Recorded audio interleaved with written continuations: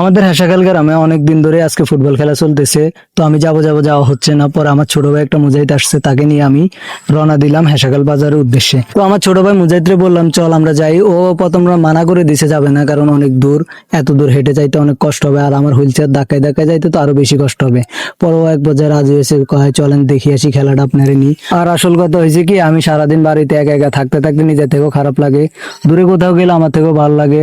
আর দূরে কোথাও গেলে এই জন্যই ভালো লাগে যে সারাদিন ঘরে বন্দি থাকা আর বাইরের পরিবেশটা দেখলে নিজের মনটাও শান্ত হয়ে যায়, কারণ অনেক ডিপ্রেশনের মধ্যে থাকি, ডিপ্রেশন গুলো দূর হয়ে যায়, তখন আর টেনশন দুশ্চিন্তা এগুলো মাথায় আসে না।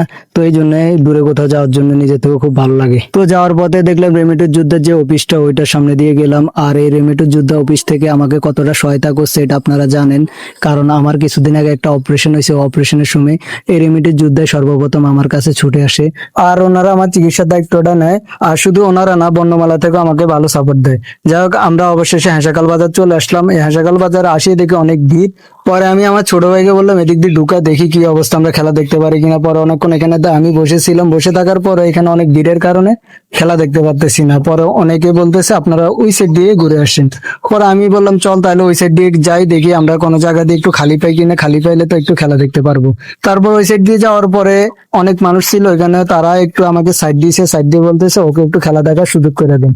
পরে আমরা ওখানে বসলাম, অনেকক্ষণ বসে থাকি, খেলা দেখলাম। খেলা থেকে ভালো লাগলো, কারণ আমাদের হাসাখাল পদুয়াপাড়ার টিম, এই জন্য আমার থেকে আরো ভালো লাগতেছে, কারণ আমাদের এলাকার টিম গুলো খেলতেছে, অনেক ভালোই খেলতেছে। কিন্তু আমাদের টিমের একটা প্লেয়ার অনেক আহত হয়েছে, কারণ ফুটবলে লাথি দিতে যায়, ওই বুক বেড়ে লাথি দিয়ে খেলছি। পরে যাই হোক, আমাদের পদুয়াপাড়ার টিম আর ওই যে টিমের সাথে খেলতেছে, কোন টিমে এক গোলও দিতে পারে না। পরে টায়ার বাগ শুরু হয়েছে, টায়ার বাগে এবার একজনকে গোল দিতেছিল। এক পর্যায়ে আমাদের যে টিমটা আছে ওটা জিতে গেল।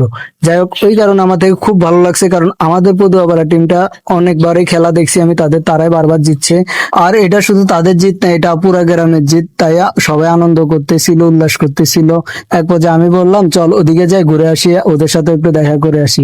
পরে আমি হুইল চেয়ারে কতক্ষণ বসে থাকলাম, কারণ মানুষের অনেক যাতায়াত করতেছে, তো চলাফেরা একটু অসুবিধা। তারপর কিছুক্ষণ পর মানুষের যাতায়াত কমছে, আরে আমি বললাম চল তাহলে এখন আমরা সামনের দিকে যাই। পরে আমরা সামনের দিকে গেলাম, যাওয়ার পরে দেখলাম আমাদের টিমেরও কয়েকজন আহত হয়েছে, কারণ ফুটবল খেলা মানিয়ে একটু আহত ইনজুরি হইতে হয়।